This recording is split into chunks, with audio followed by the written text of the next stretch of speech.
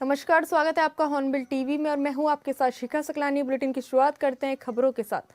चंपावत के रणकोची मंदिर परिसर में जनसंवाद कार्यक्रम का आयोजन किया गया, जिसमें मुख्य अतिथि के रूप में सीएम पुष्कर सिंह धामी ने प्रतिभाग किया। कार्यक्रम में पार्टी कार्यकर्ताओं ने सीएम धामी का भव्य स्वागत किया। इस मौके पर सांस्कृतिक कार्यक्रम का भी आयोजन हुआ।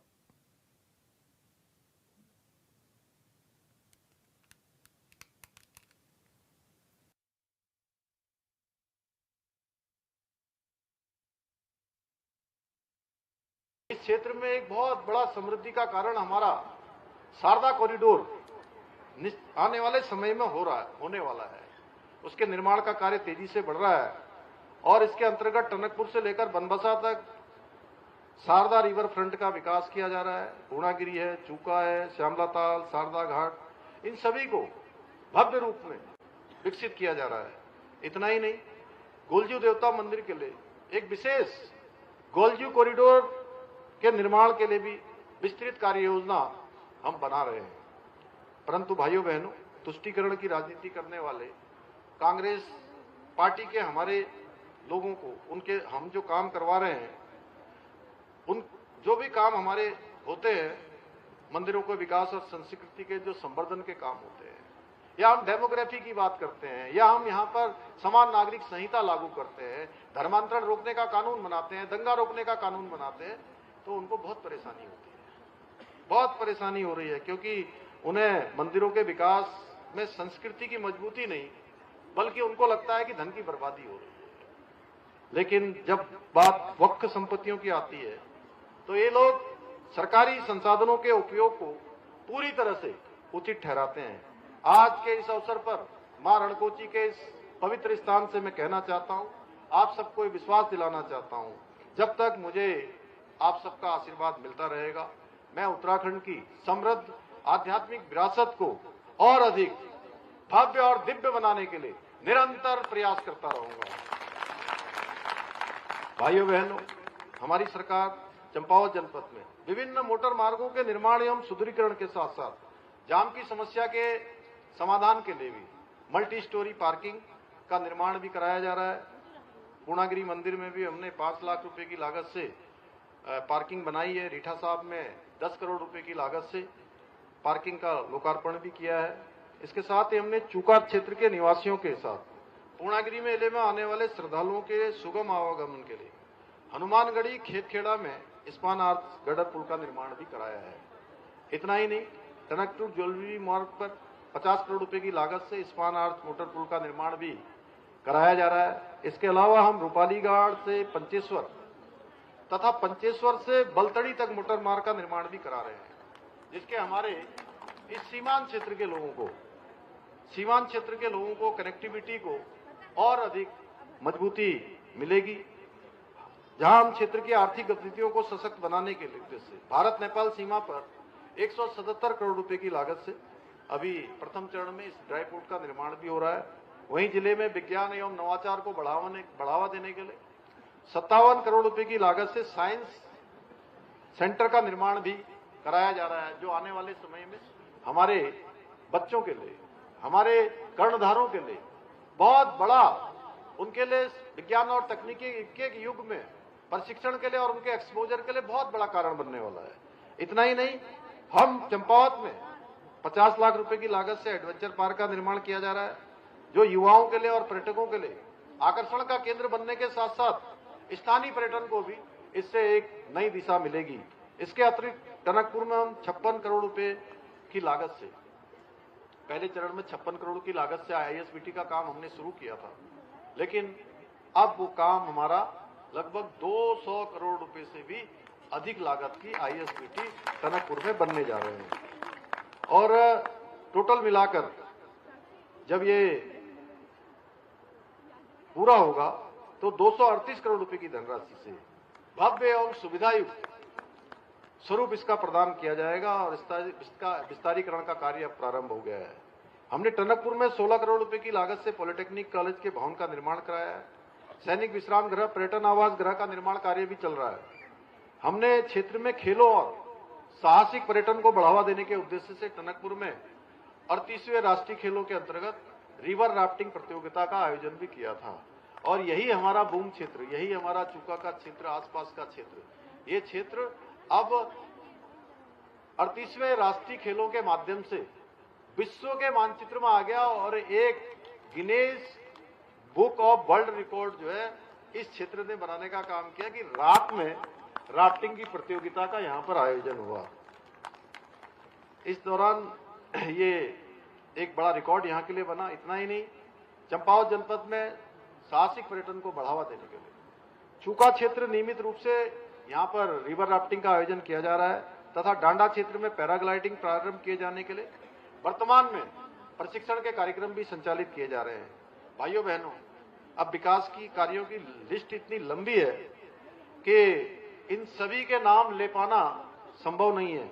एक बड़ी लिस्ट हमारे ये नोडल अधिकारी जी और लाए थे, कहाँ चली गई, वो भी बड़ी लिस्ट है वो। तो बस मैं इतना ही कहना चाहता हूं आपसे कि आपने जो मुझे अपना आशीर्वाद दिया, आपने मेरा साथ दिया और मुझे हमेशा एक साहस प्रदान किया, हमेशा एक मनोबल मेरा बढ़ाने का काम किया। मैं बस इतना विश्वास आपको दिलाता हूं कि मैंने कहा था आपके इस भाई ने, आपके इस बेटे ने, आपके इस साथी ने कि हम चंपावत को आदर्श जिला बनाएंगे। ये वचन मैंने जो आपको दिया था वो बहुत जल्द। कृषि मंत्री गणेश जोशी ने देहरादून में कृषि और उद्यान विभाग के अधिकारियों के साथ बारिश न होने से फसलों को हो रहे नुकसान की समीक्षा की। उन्होंने अधिकारियों को जल्द सर्वे करते हुए नुकसान का आकलन कर रिपोर्ट प्रस्तुत करने के निर्देश दिए। मंत्री ने किसानों की आय बढ़ाने के लिए इंटीग्रेट पैक हाउस निर्माण और अंतर्राष्ट्रीय मानकों के अनुरूप टेस्टिंग लैब की स्थापना के लिए कागजी कार्रवाई जल्द पूरी कार्य शुरू करने के निर्देश भी दिए। उन्होंने प्रदेश के 93 राजकीय उद्यानों को पुनर्जीवित करने पर भी विशेष जोर दिया।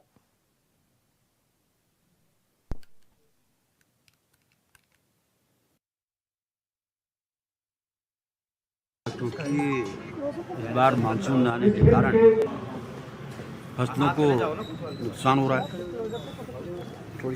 हम लगातार स्थिति पर नजर रखे हुए और जिलों से हमने बातचीत की है।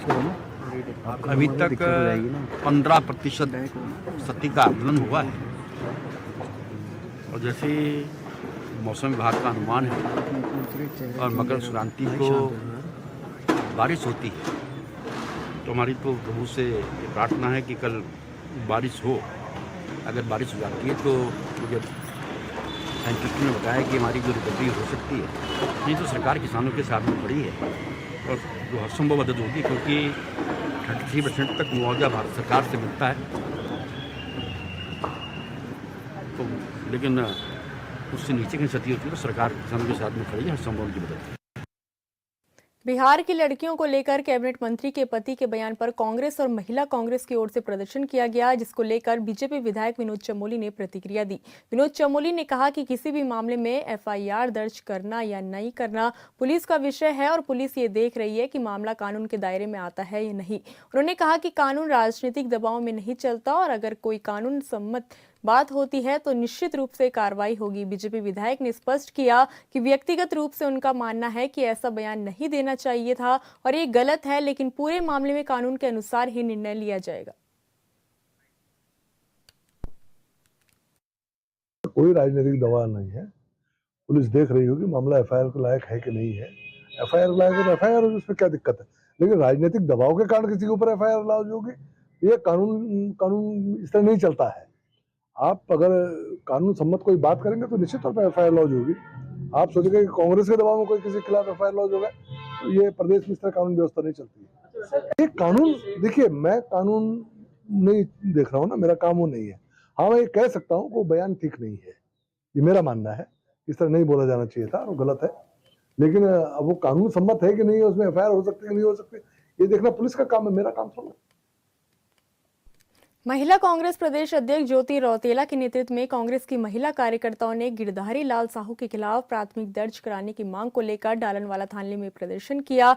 इस दौरान पूर्व मुख्यमंत्री हरीश रावत भी पहुंचकर आंदोलन की कमान को संभालते हुए पुलिस पर एफआईआर दर्ज कराने का दबाव डालने लगे, जिस पर धर्मपुर विधायक विनोद चमोली ने कहा कि हरीश रावत पर कुछ बोलना व्यर्थ है, क्योंकि वे अत्यंत निचले स्तर पर उतर आते हैं और अपने पद और गरिमा का भी ख्याल नहीं रखते हैं। अगर हरीश रावत सिर्फ निर्देश भी कर देते तो उनका काम हो जाता।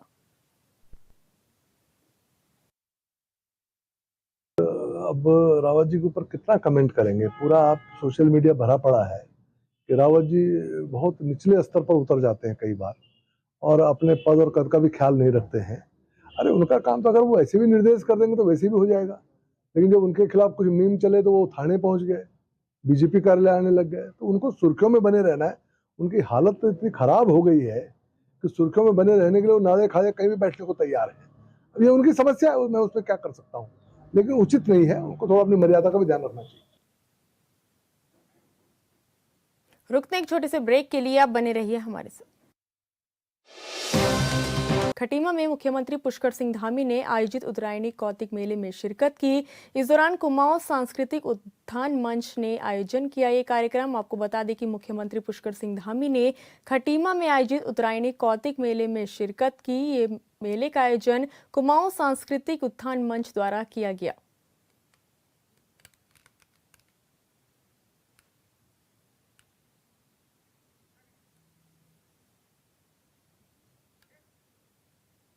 और यहीं से मैंने अपनी जो जन सेवा है उसकी शुरुआत की। और यहाँ की हर गली, हर गांव और हर चेहरा सच में मेरे दिल में बसता है। आज भी मुझे लगता है कि हजारों हजार जो खटीमा क्षेत्र के रहने वाले लोग हैं, चाहे बड़े बुजुर्ग हैं, नौजवान हैं, युवा हैं, माताएं बहनें हैं, उन सभी के नाम आज भी मेरे हृदय में कंठस्थ हैं। और बहुत लोग जो बाहर से आते हैं मेरे साथ, हमारे शुक्ला जी वहाँ से अपना सर हिला रहे हैं, तो जब मैं आता हूँ और मैं अनेक लोगों के नाम लेता हूँ तो सच में लोगों को लगता है कि वाकई इतने नाम जानते हो आप यहाँ के। मैंने खटीमा में केवल राजनीतिक क्षेत्र में काम नहीं किया है, मैंने खटीमा को जिया है।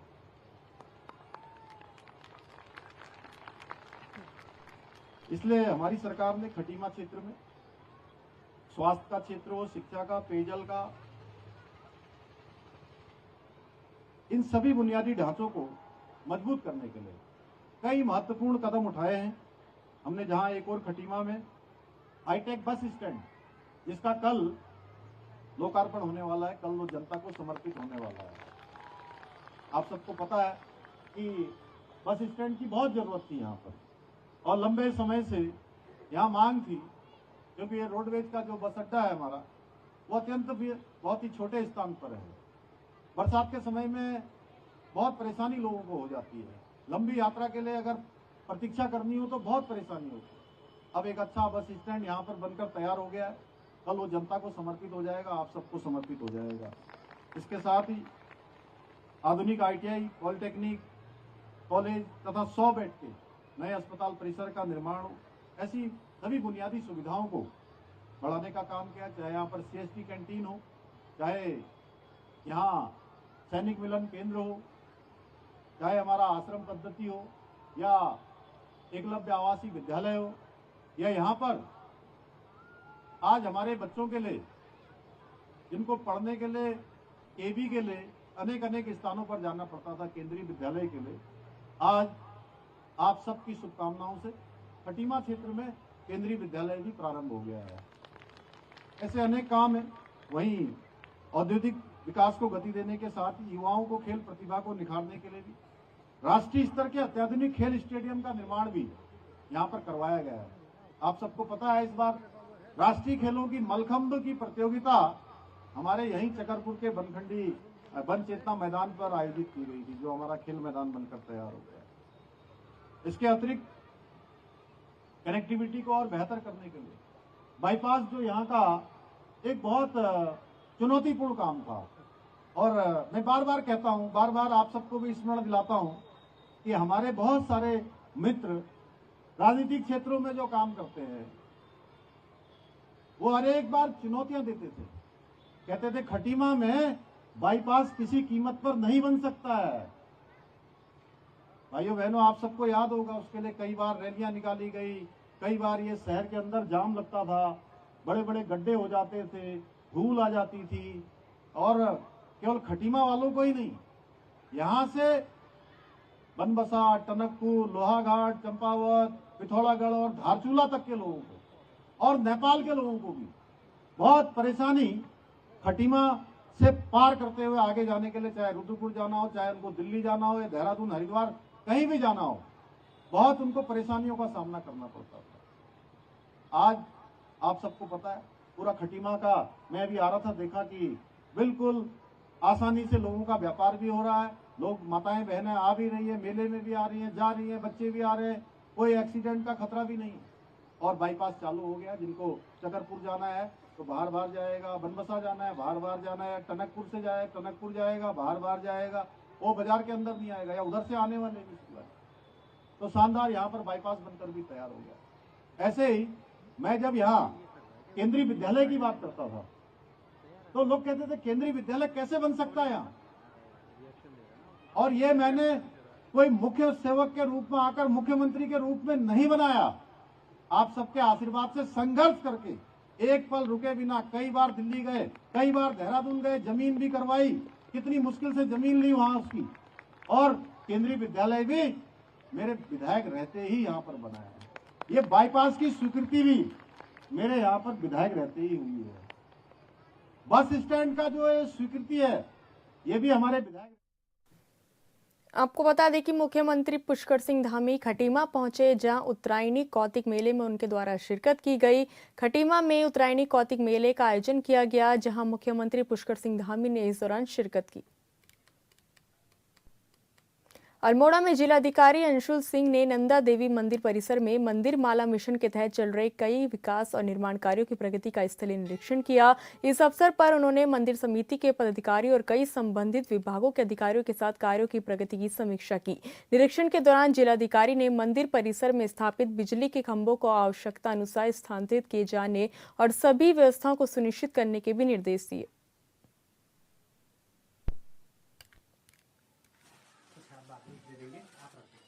प्रोजेक्ट चल रहा है तो मेजर इशू ये था कि कुछ मंदिर समिति के कंसर्न्स थे एंड जो हमारी डीपीआर थी उसमें वो कंसर्न्स एड्रेस हो रहे नहीं हो रहे, इसको देखने के लिए इनकी एक मीटिंग हम लोग ऑर्गेनाइज करा रहे हैं, जिसमें मंदिर समिति की हम प्राथमिकता लेंगे कि वो इन जो हमारे फंड्स मिले हैं कि इसमें क्या मैक्सिमम काम कराना चाहते हैं, क्योंकि टेंडर हो चुका है अभी और कार्य गतिमान है, तो जो बाउंड्री वर्क है वो तो जैसे चल रहा है ऐसे चलता रहेगा, बट आगे के जो कार्य होंगे मंदिर समिति के जो हमें सजेशंस मिलेंगे उससे प्रपोज करके हम डीपीआर को रिवाइज करने भेजेंगे, ताकि आगे जो काम हो वो मंदिर समिति की सहमति हो जाए, क्योंकि अल्टीमेटली जब प्रोग्राम होता है, जब भीड़ होती है, तो मंदिर समिति को यहाँ हैंडल करना पड़ता है।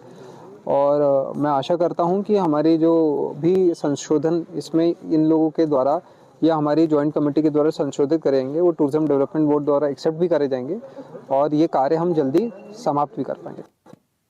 हरिद्वार में मकर संक्रांति के पावन स्नान पर्व को लेकर पुलिस प्रशासन अलर्ट मोड पर है। एसएसपी प्रवीण सिंह डोभाल के निर्देशन में मेला क्षेत्र को 8 जोन और 22 सेक्टर में बांटकर सुरक्षा, भीड़ नियंत्रण और यातायात के लिए विशेष योजना लागू की गई है। जिलाधिकारी मयूर दीक्षित के नेतृत्व में रैन बसेरों, शौचालय, पेयजल और अन्य बुनियादी सुविधाओं का भी विशेष ध्यान रखा गया है। अतिक्रमण हटाने, अधिकारियों की ब्रीफिंग और विभागीय समन्वय से स्नान पर्व शांतिपूर्ण और व्यवस्थित तरीके से संपन्न कराया जाएगा।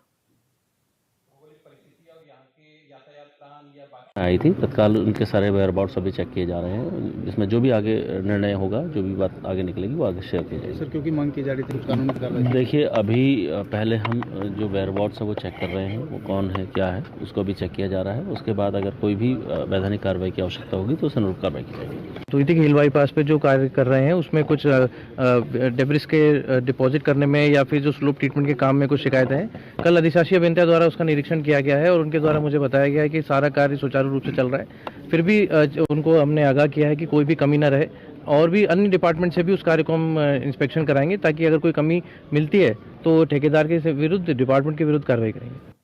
मुनिकीरेती में मकर संक्रांति के अवसर पर मकरौनी कौथिक 7 दिवसीय मेले का आयोजन किया जा रहा है, जिसमें प्रदर्शनी के साथ साथ पहाड़ी संस्कृति को दर्शाया जाएगा। मेले में विशेष पहाड़ी उत्पाद के स्टॉल भी लगाए जाएंगे। वहीं मेले में सुंदर संस्कृति कार्यक्रम की प्रस्तुतियां दी जाएगी। आयोजक सुभाष रावत ने कहा कि पुरानी संस्कृति में मेले का उद्देश्य सामाजिक मेलजोल, धार्मिक अनुष्ठान, सांस्कृतिक विरासत का संरक्षण और आर्थिक लेन देन था, जो संचार के सीमित संसाधनों के कारण लोगों को एक साथ लाने और परंपराओं को जीवित रखने का काम करते थे, जिससे भाईचारा और सामुदायिक भावना बढ़ती थी। ये संस्कृति कहीं खो रही है, जिसे जीवंत रखने के उद्देश्य से इस मेले का आयोजन किया जा रहा है। कई वर्षों से आ रहा था, लेकिन जब मैंने देखा कि जो मेरे साथ काम करते थे मेरे कलीग्स आज अपने अपने क्षेत्र में इतने सालों से काम कर रहे हैं, तो मैंने सोचा कि क्यों ना मैं यहाँ पे करूँ उसको।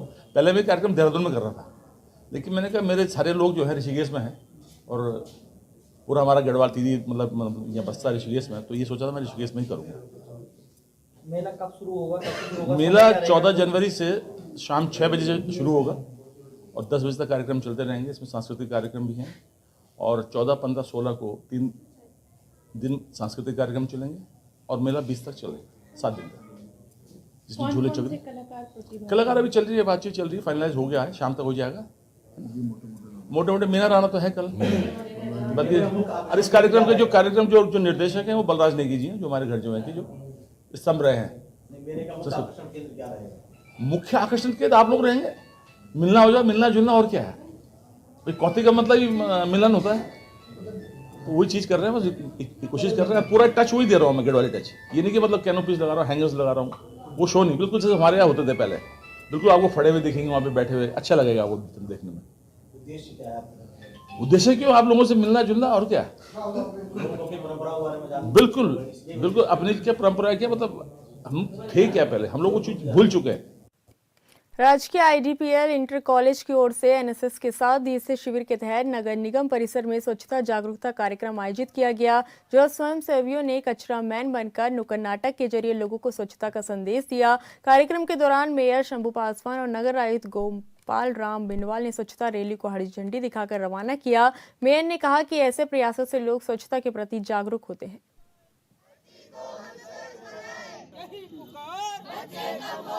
देवभूमि उत्तराखंड बहुत सुंदर और बहुत खूबसूरत है। इसकी खूबसूरती बनाना जन जन का एक अहम उद्देश्य होना चाहिए, लेकिन ये धर्मनगरी होने के साथ, पर्यटन स्थल होने के साथ कहीं ना कहीं देखा जा रहा है जो यात्री लोग, ये तमाम यहाँ पर लोग आ रहे हैं, वो कचरा का जो कि ढेर बना कर को इस पवित्र भूमि को करके जा रहे हैं। इस वजह से हमने जो है कि राजकीय इंटर कॉलेज IDPL ऋषिकेश के माध्यम के जो NSS के छात्र हैं, उन्होंने एक विशाल जन जागरूकता रैली निकाल कर ये जन जन को ये संदेश देने का प्रयास किया है कि जो देवभूमि उत्तराखंड है, उन उत्तराखंड के पर्यटन स्थलों और देव स्थलों में से ऋषिकेश में एक देव स्थल है, इसकी सुंदरता बनाने का संकल्प जन जन लें। इस उद्देश्य से हमने जो है ये विशाल जन जागरूकता रैली निकाला है। इसका उद्देश्य मानव को जागरूक करना, प्रेरित करना। घर घर से लोग कचरे को सड़कें में न फेंकें, बल्कि उसके लिए निवारण के लिए आप जो है अपने घरों के आसपास रखें, ताकि उसका निवारण हो सके। अन्यथा आप देख रहे हैं जिस तरीके से पर्यावरण में प्रदूषण फैल रहा है, आने वाले समय में देखेंगे तो निश्चित तरीके से पर्यावरणीय प्रदूषण मानव जीवन के लिए बहुत कष्टदायक। हम कचरा मैन बने हैं क्योंकि हम लोगों को जागरूक करना चाहते हैं कि खुले में जैसे लोग कचरा फेंक देते हैं, बाहर से पर्यटक आते हैं और गंगा जी को गंदा कर देते हैं, पहाड़ों की साइड में भी बहुत कूड़ा फेंक देते हैं, जिससे उत्तराखंड का प्रदूषण धीरे धीरे बढ़ते जा रहा है। तो उसी के बारे में लोगों को जागरूक करने के लिए हम कचरा मैन बने, जिससे हम ये दिखाना चाहते हैं कि अगर कचरा ऐसे फेंकते रहे तो एक समय बाद इतनी कचरा हो जाएगा कि लोगों को शरीर में ऐसे कचरा होगा। फिलहाल इस बुलेटिन में इतना ही। आप देखते रहिए हॉर्नबिल TV। नमस्कार।